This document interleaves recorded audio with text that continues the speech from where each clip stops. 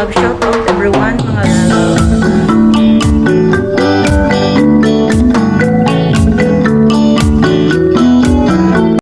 Ayan. Ito yung sauce nila, pang toppings. Ayan. And this is mine naman. Calamansi. Ayan. Malapit na po. Kunting ano pa. Dahan-dahanin lang natin para hindi siya maluto, masunog. Okay. Wait lang ulit. Luto na po siya, mga lalab. Okay.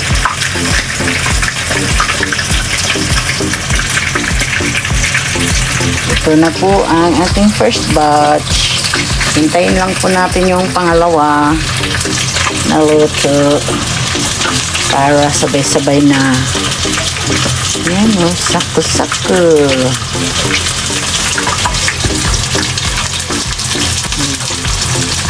See?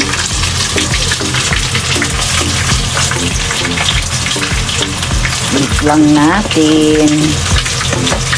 Bago natin ilagay yung ating toppings. Yan. Luto na po siya. And baka mahulog. Diyos mio, itong video. Baka ito mahulog dito makain.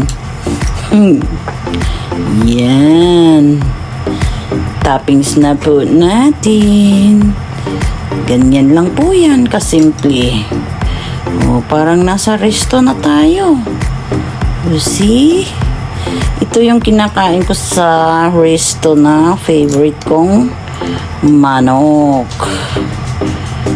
Yan, ganyan lang po ang paggawa niyan. Madali lang po siyang gawin. Kaya masarap siya kainin. Kaya ito ang ino-order ko. Yan. Alam ko kasi na yummy siya. O, iubos na po natin. Ganyan lang po siya. Yan, this is it. Pansit. Yan lang po. And super simple lang po siya. Matagal lang po yung pagprito. Syempre, hindi naman pwedeng hilaw-hilaw. So, ready to serve na. Diyan. Alis dyan, Toy. Matapakan kita, Toy. Go away. Go away. Yan. Thank you for watching. Ready to serve.